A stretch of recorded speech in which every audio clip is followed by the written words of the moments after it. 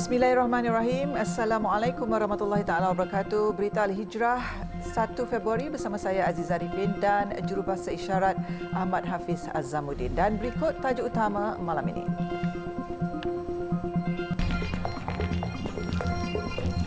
Permohonan sambung reman ditolak, 3 anggota trafik dibebaskan. Juga Hospital Amal di Khan Yunis dikepung.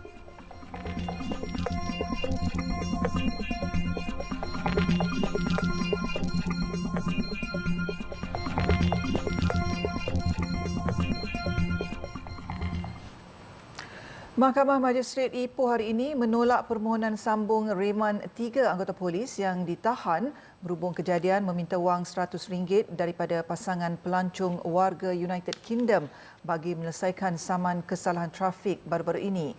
Keputusan itu dibuat terhadap ketiga-tiga anggota Jabatan Siasatan dan Penguatkuasaan Trafik JSPT, Ibu Pejabat Polis Kontingen IPK Perak yang berusia antara 37 hingga 42 tahun. Ketiga-tiga anggota trafik itu ditahan dan disiasat di bawah Seksyen 384 Kanun Keseksaan, Seksyen 17-A Akta Suruhanjaya Pencegahan Rasuah Malaysia 2009 dan Seksyen 233 Akta Komunikasi dan Multimedia 1988. Terdahulu, ketiga-tiga suspek tiba di mahkamah pada jam 1.18 tengah hari dan keluar kira-kira 40 minit kemudian. Kesemua mereka yang ditahan 3 hari sejak Selasa lalu tiba dalam keadaan bergari selain mengenakan pakaian gelap, bertutup kepala dan memakai pelitup muka. Sementara itu, Ketua Polis Perak Datuk Seri Muhammad Yusri Hassan Basri memaklumkan kesemua anggota terbabit dilepaskan dengan jaminan polis. Media sebelum ini melaporkan 3 anggota trafik terbabit telah ditahan bagi membantu siasatan dan direman selama 3 hari bermula Selasa lalu sehingga Khamis. Rakaman video berdurasi 50 saat tular memaparkan pasangan warga UK terbabit disaman oleh anggota polis trafik akibat kesalahan memandu laju. Pasangan pelancong terbabit telah ditahan disyaki di Jalan Simpang Pulai, Cameron Highlands.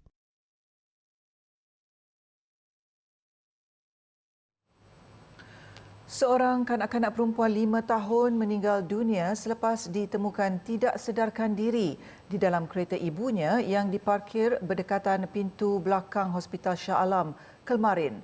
Ketua Polis Daerah Shah Alam, Asisten Komisioner Muhammad Iqbal Ibrahim berkata, mangsa dipercayai ditinggalkan oleh ibunya secara tidak sengaja di dalam kereta jenis Perodo Axia selepas diambil dari sebuah taska berdekatan sekitar jam 2 petang. Polis menerima laporan berhubung kejadian daripada seorang pegawai perubatan hospital terbabit pada jam 8.10 malam. Tambah ACP Muhammad Iqbal, ketika ditinggalkan, mangsa dikatakan tertidur dengan enjin kereta dimatikan. Ibu mangsa berusia 34 tahun yang juga kaki tangan hospital itu dipercayai hanya menyedari insiden terbabit selepas dihubungi suaminya pada jam 6 petang. Mangsa kemudian dibawa ke Jabatan Kecemasan Hospital Shah Alam dalam keadaan tidak sedarkan diri dan disahkan meninggal dunia setelah usaha menyelamatkan mangsa dilakukan. Beliau berkata bedah siasat sudah dijalankan pada jam 2 petang semalam dengan keputusan pending laboratory investigation. Hasil pemeriksaan ke atas mangsa juga mendapati tidak ada sebarang kecederaan luaran maupun dalaman pada kanak-kanak itu. Muhammad Iqbal berkata siasatan dijalankan mengikut Seksyen 31-1-A Akta Kanak-Kanak 2001 dan jika sabit kesalahan boleh didenda tidak lebih RM50,000 atau penjara tidak lebih 20 tahun atau kedua-duanya.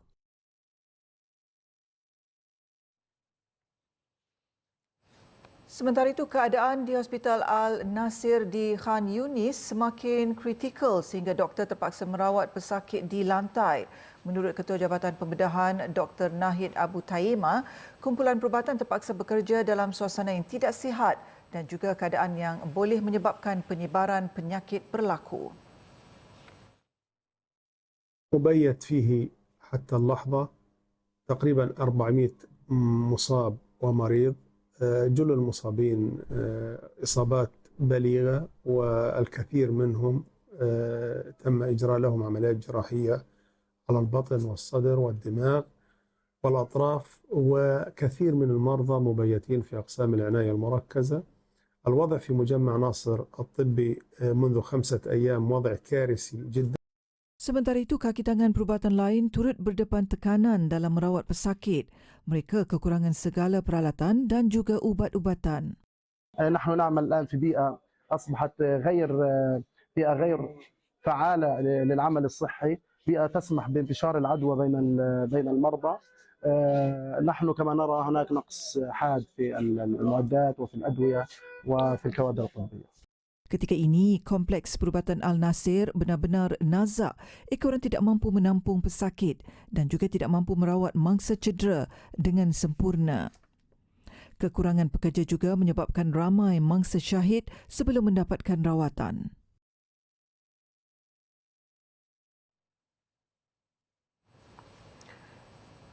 Trak Pertubuhan Kesihatan Sedunia WHO yang membawa bantuan makanan untuk Hospital Al-Nasir di Khan Yunis diserbu rakyat Gaza yang terdesak untuk mendapatkan makanan. Bagaimanapun, Pertubuhan Dunia itu berjaya menghantar bantuan perubatan ke hospital terbabit bagi kegunaan kira-kira 1,000 pesakit. Visual dikongsi AFP memaparkan rakyat Gaza bertindak memanjat truk dan mengambil bekalan makanan ekoran keadaan yang amat terdesak di Gaza. Sementara itu, keadaan di Hospital Nasir disifatkan bertambah buruk kerana saban hari mereka menerima mangsa cedera yang parah. Bantuan perubatan yang disalurkan WHO itu turut merangkumi kit penyakit tidak berjangkit yang biasanya dialami penduduk yang kehilangan tempat tinggal. Ketika ini, Hospital Nasir juga menjadi tempat perlindungan rakyat Gaza dan bergelut dengan keperluan asas termasuklah makanan. Rakaman yang dikongsi di media sosial menunjukkan peneroka Israel memeriksa truk di Pelabuhan Ashdod, Israel dan hanya membenarkan truk yang tidak membawa bekalan makanan. Bantuan makanan di kawasan yang dikepung semakin berkurangan apabila hanya sebahagian kecil daripada bantuan berjaya memasuki Gaza.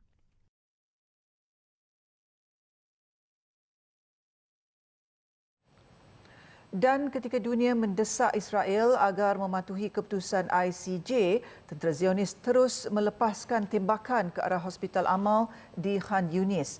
Dalam tempoh beberapa hari ini, Hospital Amal berada dalam kepungan Israel. Menurut Persatuan Bulan Sabit Merah Palestin, tentera Zionis dilapor menembak sesiapa sahaja yang cuba keluar atau masuk ke Hospital Al-Amal.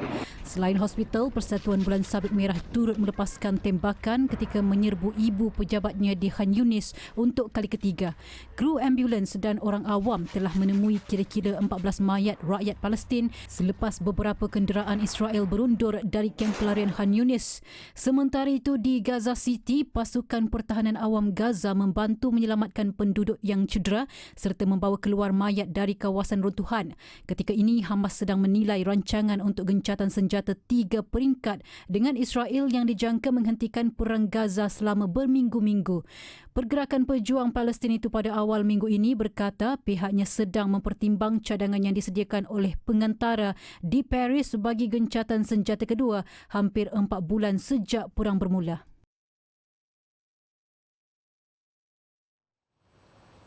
Selepas tuduhan sembrono Israel yang mengatakan kaki tangan Pertubuhan Bangsa-Bangsa Bersatu PBB terlibat dalam serangan 7 Oktober, banyak negara menghentikan pembiayaan bantuan kepada Gaza. Ekoran itu tabung bantuan semakin nazak dan keuangan semakin menipis susulan dakwaan Zionis yang tiada bukti kukuh. Semakin banyak negara membuat keputusan menghentikan dana kepada PBB yang beroperasi di Gaza. Terbaru, Jepun dan Austria dilapor menangguhkan pembayaran kepada agensi PBB bagi pelarian Palestin UNRWA selepas Amerika Syarikat, United Kingdom, Jerman dan Itali yang sudah menggantung pembiayaan kepada badan bantuan itu. UNRWA memaklumkan keadaan kini sangat kritikal apabila jumlah bantuan menyusut sedangkan keperluan kemanusiaan di Gaza meningkat dari semasa ke semasa. Pada 29 Januari lalu, dokumen perisikan Israel yang mengatakan 13 kaki tangan agensi bantuan PBB itu mengambil bahagian dalam penculikan dan pembunuhan pada 7 Oktober lalu namun tidak memberikan bukti terperinci.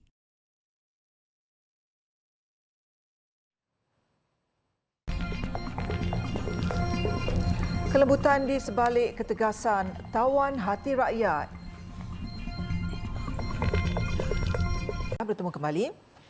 Menyantuni rakyat tanpa protokol dan bersahaja. Itu antara pengalaman rakyat Johor Darul Takzim yang berpeluang menerima kunjungan Duli Yang Maha Mulia Seri Paduka Baginda Yang di-Pertuan Agong Sultan Ibrahim dalam setiap siri kembara Mahkota Johor. Sifat baginda yang gemar mencemar Duli meninggalkan kenangan manis buat golongan peniaga apabila rezeki perniagaan mereka mencurah selepas kunjungan baginda dikongsikan di media sosial. Keterujaan rakyat Johor itu dikongsikan kepada wartawan Khadijah Faisal yang ke negeri Darul Takzim itu baru-baru ini. Sifat tidak berpura-pura pada masa sama mesra terhadap rakyat itulah membuahkan rasa hormat dan kasih buat baginda Sultan yang akan dikenang sampai bila-bila. 19 Mac 2023, tarikh bersejarah yang tidak dapat dilupakan oleh pemilik kedai kopi Tenggek, Ghazali Ayub. Dia tidak menyangka menerima khabar dari pihak Istana Johor bahawa Sultan Ibrahim berkenan mencemar Duli ke premisnya. Malah pihak istana meletakkan syarat tiada sambutan istimewa dibuat. Apa menunjukkan saya ialah apabila Tuanku Sultan Johor nak datang, mestilah ketuan tu persiapannya kan. Tetapi PA dia beritahu macam biasa saja kan, tidak perlu ada kapet merah, tidak perlu ada apa-apa sambutan. Jadi melambangkan bahawa tuanku begitu berjiwa rakyatlah pada saya. Saya begitu teruja. Sebenarnya bilik ini adalah bilik khas yang ada aircon apa semua kan. Masa tuanku sampai, dia beritahu pada saya dia nak duduk kat luar. Menurutnya, kopi antara minuman yang digemari Sultan Ibrahim. Malah baginda berkenan mengunjungi kedai-kedai makan berkonsep biasa meskipun lokasinya jauh di pedalaman. Kehadiran baginda Sultan itu juga katanya telah memberi impak positif kepada pendapatan perniagaannya. Tapi sebenarnya Tuanku Sultan Johor ni sebenarnya dia memang suka pergi ke kedai-kedai yang kata orang tu kedai-kedai makan biasa pun dia sudi untuk berjemar Duli tu. Menyebabkan bahawa kita merasakan bahawa Tuanku Sultan Johor ni memang dekat di hati rakyat. Of course, apabila kedatangan baginda, memang impak kepada perniagaan saya tu amat besarlah kan. Sebab seorang lagi peniaga industri kecil dan sederhana IKS, Yusra Mila Yusof, Gembara Mahkota Johor yang digerakkan baginda sejak bergelar Tunku Mahkota Johor, melambangkan hubungan akrab antara rakyat biasa dan golongan kerabat. Malah kelembutan di sebalik ketegasan baginda memberi keyakinan bahawa Sultan Ibrahim mampu menjadi ketua negara yang adil dan bijaksana. Dia punya karakter tu memang nampak dia tegas, tapi kalau saya beri contoh masa Gembara Mahkota, dia akan turun, dia akan menyalami semua sekali penduduk-penduduk, dia akan orang kata dia akan mendekati dia punya rakyat. Maknanya dia datang berborak, dia tanya khabar. Lepas tu kalau ada baby dia akan dokong. Lepas tu dia akan, yang saya tengok pernah depan mata dia pernah bagi duit dan sedekah duit pada kanak-kanak. Kalau ikutkan saya tengok memang Sultan ataupun baginda ni memang seorang yang berjiwa rakyat dan memang baik hati. Fatimah Awang atau lebih dikenali dengan panggilan Kak Mah juga merupakan salah seorang peniaga yang pernah menerima kunjungan Sultan Ibrahim dan menjadikannya sebagai detik bersejarah yang tidak akan dilupakan. Ageng baru ni kan, supaya akan datang ada kemajuan lagi, ada yang banyak bagi bantuan daripada peniaga kecil ni kan, supaya boleh berkembang lagi sampai ke tahap antarabangsa, insya-Allah. Keterujaan rakyat dalam meraikan pemasyuran Sultan Ibrahim sebagai Yang di-Pertuan Agong ke-17, mereka dalam masa sama menanam harapan yang tinggi agar baginda dapat memerintah Malaysia dengan lebih cemerlang. Ketika saya dan kru Berita Al-Hijrah mendengar suara rakyat di Johor ini, mereka amat berharap agar perhatian seumpama itu diteruskan bukan sahaja di negeri Johor, malah di seluruh negara. Sultan Johor Sultan Ibrahim merupakan seorang yang sangat dikenali sebagai seorang yang mesra rakyat dan juga prihatin terhadap isu-isu rakyat. Dan kehadiran yang di Pertuan Agong ke-17 ini amat dinanti-nantikan dan sama pentingnya seperti YDPS sebelum ini kerana mereka berharap khususnya buat golongan peniaga seperti ini agar kos sara hidup dan juga ekonomi penduduk dapat ditingkatkan pada masa akan datang. Malah lebih baik daripada sebelum ini. Laporan Khadijah Faisal untuk Berita Al-Hijrah.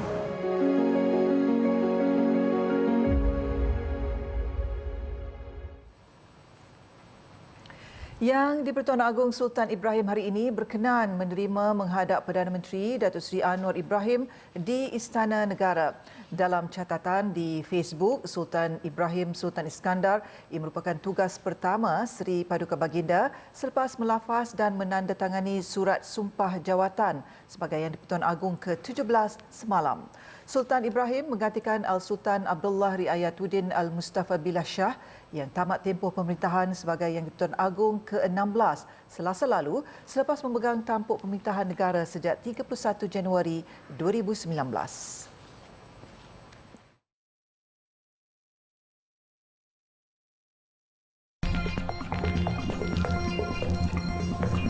(13,481) pelajar khatam Kitab Sahih Al-Bukhari. Kembali, lebih 10,000 pelajar berjaya menamatkan pengajian Kitab Sahih Bukhari bersama Mufti Besar India dalam tempoh 55 tahun. Pengajian hadis berkenaan mendapat sambutan luar biasa di India memandangkan koleksi hadis yang disusun oleh Imam Al-Bukhari itu dianggap sebagai kitab kedua paling suci selepas Al-Quran dalam kalangan ahli sunnah wal jamaah. Wartawan Abdul Rahman Kunyu berkesempatan menemu bual Mufti Besar India, Syekh Abu Bakar Ahmad di Kerala. Walaupun sudah mencecah usia emas, Syekh Abu Bakar Ahmad yang berguru dengan Syekh Hasan Hazrat mahu legasi ilmu yang dipelajarinya dimanfaatkan untuk umat Islam yang lain khususnya di Kerala. Niat murninya itu disambut baik dan pelajar-pelajar di sini tidak melepaskan peluang untuk mendalami kitab hadis utama itu, lebih-lebih lagi bersama tokoh agamawan di negara ini. Ini barama sufitu min al-marad al-shadid alladhi waqa alayhi. أحببت أن ندرس هذا الكتاب كما كنت عادتي الحمد لله ولذلك لم يجعلني الله تعالى قليل الفهم أو صاحب النسيان وليس لي نسيان وليس لي تفكر في هذه المسائل يعني ما تعبت في الفهم ولا في التفصيل ولا في البيان. Syekh Abu Bakar yang pernah dianugerahkan sebagai tokoh Ma'al Hijrah 1445 mahu terus menabur ilmu Sahih Bukhari walaupun keadaannya yang sudah uzur. Tegas beliau, ia dianggap satu kewajipan buatnya untuk menyebar luas tentang hadis yang sahih agar harta peninggalan Rasulullah sallallahu alaihi wasallam dapat memandu kehidupan umat Islam pada landasan Islam yang sebenar. Ketokohan Syekh Abu Bakar amat dikagumi pelajar di Markas Knowledge City di Kerala kerana kesinambungan ilmu daripada individu berpengalaman dan berilmu sepertinya terus mengalir dari generasi ke generasi yang lain. So the Sahih al-Bukhari is very important, and I can say that with my limited knowledge in this world, the Shaykhuna's Bukhari is a distinct Bukhari classes, and it has a topmost, which is thousands of students are gathering there daily after Fajr Namaz in the dawn of the day, and it longs 2 hours, and Alhamdulillah, it's a great experience. I can't express. Which is very clarified by Muhammad Rasulullah sallallahu alaihi wasallam. That's only have been brought by Imam Bukhari radhiyallahu anhu. That is what it teaches the culture of the Islam and how to propagate and how to realize the Islam. Imam Bukhari radhiyallahu anhu have explained it very clearly in the Bukhari. Kitab Sahih Al-Bukhari juga perlu dipelajari oleh umat Islam di seluruh dunia kerana intipatinya yang lengkap dan dapat mencontohi kehidupan Rasulullah sallallahu alaihi wasallam. It is great instructions, or it is a great motivation to society how to change and how to give a good culture to Islamic society and all. Sahih Al-Bukhari mengandungi 2,602 hadis dan Imam Bukhari mengambil masa 16 tahun untuk menyusun koleksi-koleksi hadis berkenaan. Lebih 1,000 pelajar mendapatkan pengajian Sahih Bukhari di markas ini, dan apa yang lebih istimewa pada bulan Rejab ini, mereka menamatkan ataupun khatam daripada Sahih Bukhari ini dari kelolaan Mufti India sendiri, iaitu Sheikh Abu Bakar Ahmad. Laporan Abdul Rahman Kunyo bersama juru kamera Nur Imran Nordin, Kerala, India untuk Berita Al-Hijrah.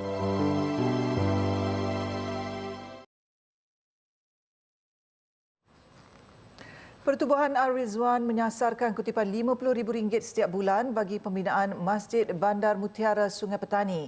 Pengerusi Pertubuhan Al-Rizwan, Muhammad Rizwan Syuhaimi berkata, jika sasaran itu berjaya direalisasikan, pihaknya dapat mengumpul RM1.2 juta setahun sekaligus mempercepatkan pembinaan Rumah Allah yang dapat dimanfaatkan lebih 1,500 jemaah di kawasan berkenaan.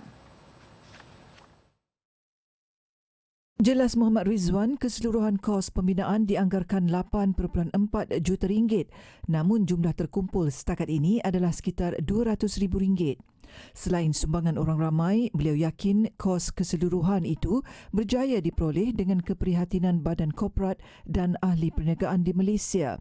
Sasaran kita untuk tahun ini kita nak membuka satu pembinaan masjid, dan insya-Allah dengan bantuan orang ramai dan dermawan sumbangan daripada rakyat Malaysia yang terhenti, insya-Allah masjid Bandar Mutiara ini kita dapat realisasikan dengan cepat dan dengan penuh dengan setiap proses yang kita akan sentiasa kita akan diproses dan proses ini, insya-Allah. Beliau berkata demikian ketika ditemui pada majlis penyampaian mock check di Surau Al-Banna hari ini. Sementara itu, pengerusi Kariah Bandar Mutiara Zahir Said terharu dengan sumbangan RM50,000 yang disampaikan Pertubuhan Al-Rizwan bagi memenuhi impian penduduk untuk beribadah dengan lebih selesa. Dengan sumbangan yang macam ni, sebanyak RM50,000 untuk serahan yang pertama yang kami terima lah daripada Pertubuhan Al-Rizwan ni. Jadi sumbangan ini nampak penuh bermakna lah bagi kami, yang mana modal kami pun tak banyak takat lah ni. Dan dengan sumbangan yang insya-Allah yang akan dapat secara berkala ni, kita harap dapat mempercepatkan pembinaan sebuah masjid lah di Kariah Bandar Mutiara ini.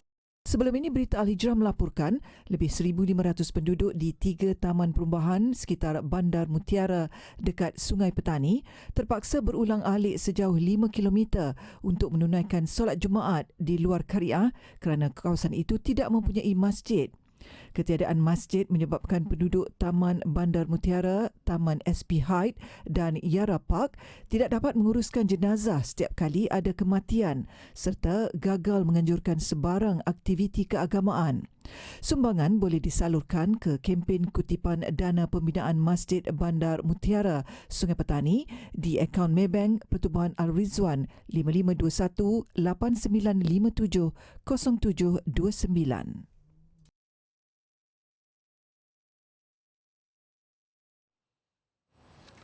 Kira-kira 4,000 penduduk sekitar Kuala Lumpur menyertai program Wilayah Persekutuan Berselawat yang diadakan di Masjid Wilayah Persekutuan malam semalam. Program yang diadakan sempena sambutan Jubli Emas 50 tahun Jabatan Agama Islam Wilayah Persekutuan Jawi dengan kerjasama Majlis Agama Islam Wilayah Persekutuan Mawib itu merupakan pembuka tirai kepada 28 lagi program yang dirancang sepanjang tahun 2024. Program ini disempurnakan Menteri di Jabatan Perdana Menteri Hal Ehwal Agama Datuk Dr. Muhammad Naim Mokhtar dan turut dihadiri Menteri di Jabatan Perdana Menteri Wilayah Persekutuan Dr. Zaliha Mustafa. Jelas Datuk Dr. Muhammad Naim, program seumpama ini harus dijalankan secara berterusan bagi menyemarakkan lagi aktiviti di masjid dan surau. Program-program rohani yang dirancang juga diharapkan dapat menarik minat lebih ramai anak muda untuk mengimarahkan rumah Allah itu, terutamanya pada solat subuh. Katanya kehadiran ribuan orang pada majlis ini boleh jadikan satu penanda aras bagi wilayah persekutuan untuk memperluas lagi kempen subuh macam Jumaat. Dalam pada itu, pada program ini, sesi tausiah telah disampaikan oleh tokoh pendakwah Habib Ali Zainal Abidin Abu Bakar Al-Hamid. Turut diadakan doa untuk Malaysia serta bacaan selawat dan kasidah yang menampilkan kumpulan nasyid intim dan al-maulid. Program wilayah persekutuan berselawat ini juga dilaksanakan secara serentak di Masjid Jami' An-Nur Labuan dan Masjid Mahmudiah Putrajaya.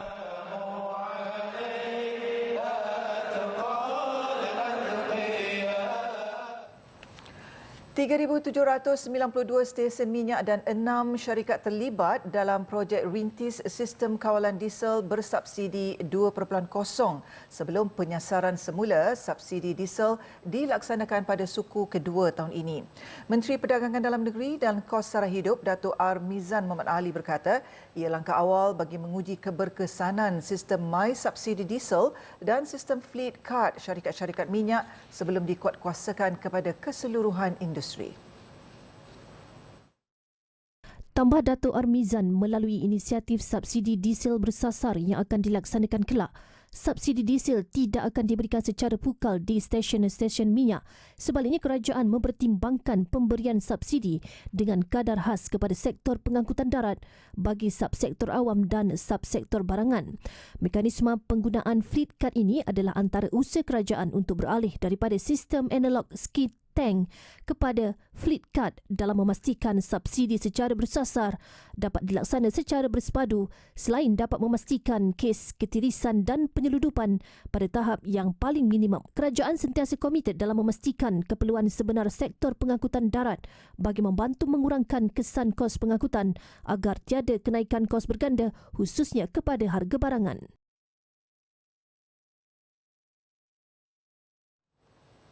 Walaupun menerima nasib sama seperti penduduk lain, ia tidak sesekali melunturkan semangat ahli pertubuhan Badan Bukan Kerajaan NGO Lubuk Periuk untuk menyantuni mangsa banjir di Terengganu.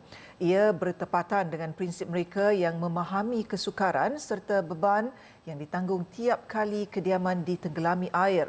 Di sebalik kesusahan yang ditanggung bersama, mereka tetap turun padang dan menghulurkan bantuan kepada mangsa banjir. Kali ini 100 ahli NGO Lubuk Periuk menyantuni mangsa banjir di Kampung Syukur dan Pasir Raja di Hulu Dungun dengan mengagihkan bantuan berupa makanan dan pakaian selain turut membersihkan rumah penduduk. Alhamdulillah, kami NGO daripada Kampung Lubuk Periuk berjaya menunaikan tanggungjawab sesama masyarakat. Walaupun kampung kami pun terkesan dengan banjir, tapi dengan situasi kampung di sini, Kampung Syukur dan Kampung Pasir Raja, kami bersepakat bersama-sama untuk membantu di sini. Walaupun kampung kami sendiri pun terkesan dengan banjir yang agak besar. Sementara itu, bagi seorang mangsa banjir di Kampung Syukur Hulu Dungun, Tengku Fauzi Tengku Mahmud, 62 tahun berkata, banjir kali ini diibaratkan seperti tsunami kecil. Sepanjang 62 tahun tinggal di kampung ini, banjir pada 26 Januari lalu datang seperti kepala air. Banjir kali ini bukan seperti banjir-banjir biasa, kerana banjir ini kita boleh katakan kerana kepala air dan banjir lumpur lah. Maknanya kalau dalam rumah ni, maknanya dia lumpur tu sampai kat lutut. Maknanya kalau tidak ada pertolongan daripada NGO ni, rasa memang masalah lah. Tengku Zarina Tengku Sulaiman, 58 tahun berkata, walaupun banjir telah surut, dia belum dapat pulang kerana perlu membersihkan kediaman yang dipenuhi tanah setinggi paras lutut. Kalau seluk ni kat lutut ni, anak-anak basuh orang tu, ramai basuh ni. Baik pakaian tu, barang dapur saya semua di mana basuh ni. Ringan. Dalam kejadian banjir kali ini, dia mengalami kerugian kira-kira RM20,000 apabila peralatan elektrik seperti TV, mesin basuh, peti ais dan perabot rosak akibat ditenggelami bah.